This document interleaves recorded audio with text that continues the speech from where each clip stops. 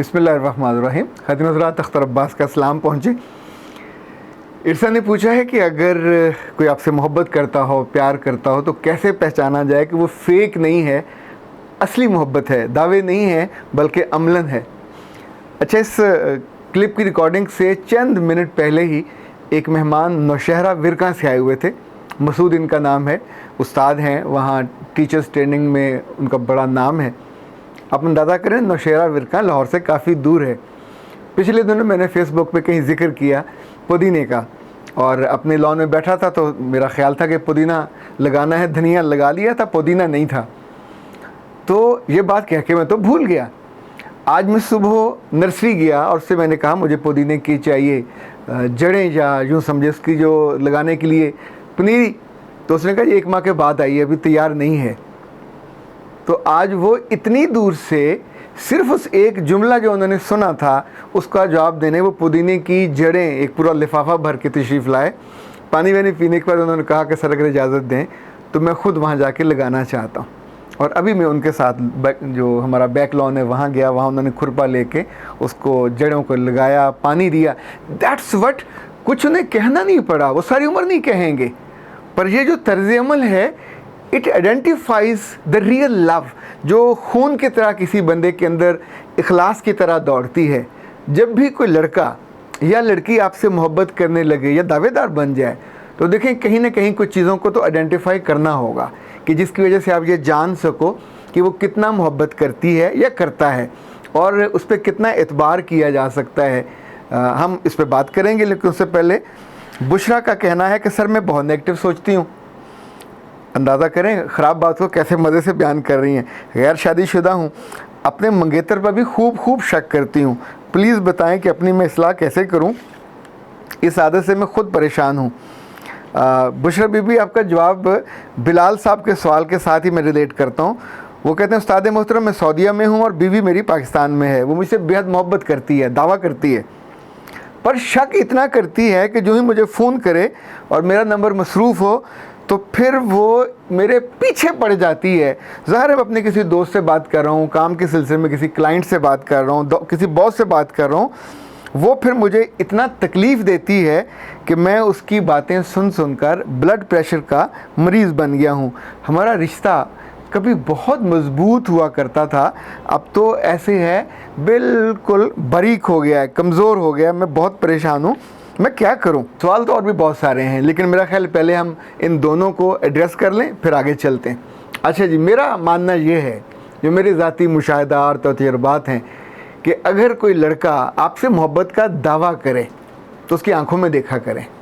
उस वक्त उसकी निगाहें आपके चेहरे का तवाफ़ कर रही होती हैं, जैसे तवाफ़ करने का हक़ होता है। वो मुस्कुरा रहा होता है, वो वारी वारी जा रहा होता है, वो सदके सदके जा रहा होता है।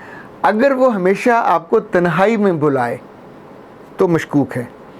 अगर वो इस ताल्लुक़ के बीच में अपनी बहनों से आपकी बात ना करवा दे, अपनी वालदा से बात ना करवा दे, तो पक्का मशकूक है।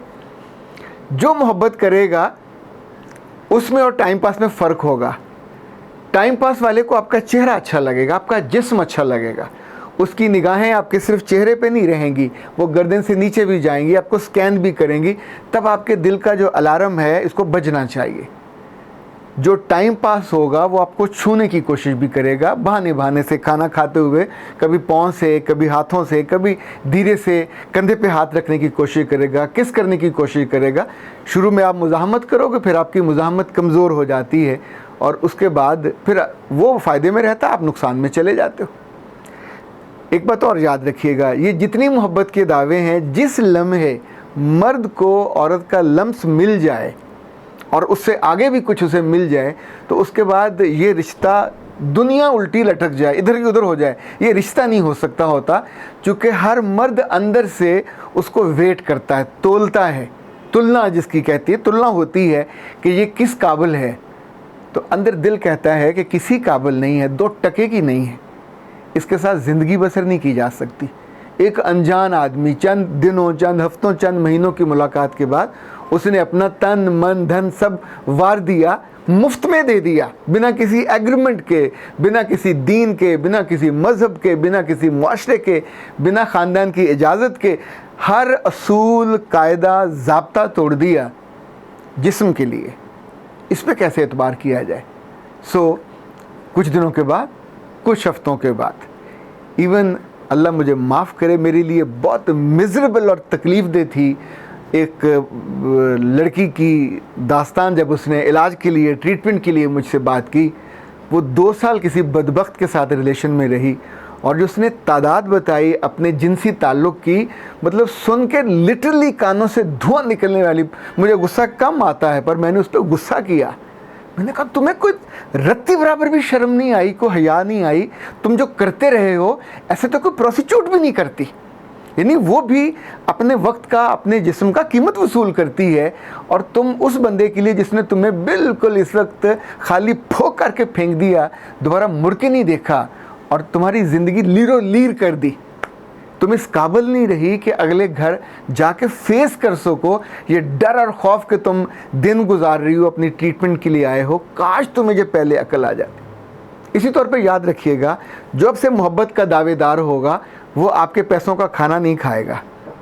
उस होटल में किसी खाने के मौके पे बिल आप नहीं पे करोगे, ये झूठा होगा, एक नंबर का झूठा, मक्कार, फरेबी, आपको बेवकूफ़ बनाने वाला। और आप अल्लाह के फजल से बेवकूफ़ बनने पे तैयार, तो आप उस पर ख़र्चा भी करोगे।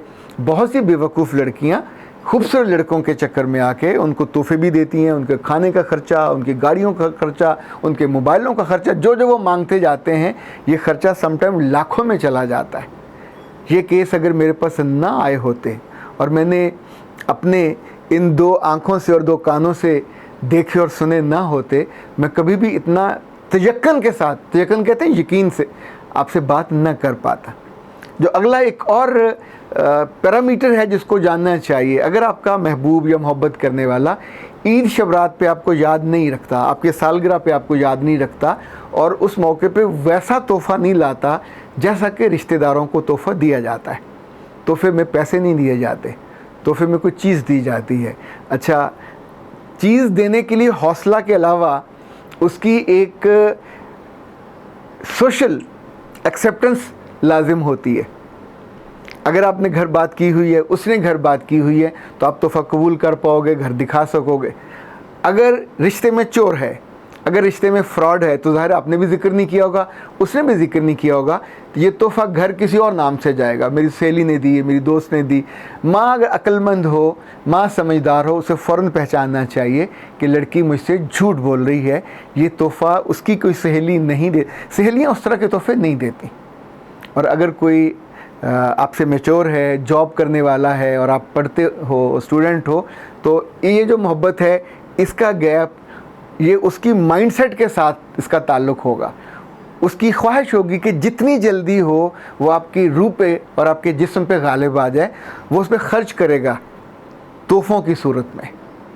चूँकि वो जानता है कि मार्केट में वो कॉल गर्ल के पास जाएगा, प्रोस्टिट्यूट के पास जाएगा, तो उसकी सेहत एड्स भी हो सकती है, कहीं 10 बीमारियां लग सकती हैं। It would be safe.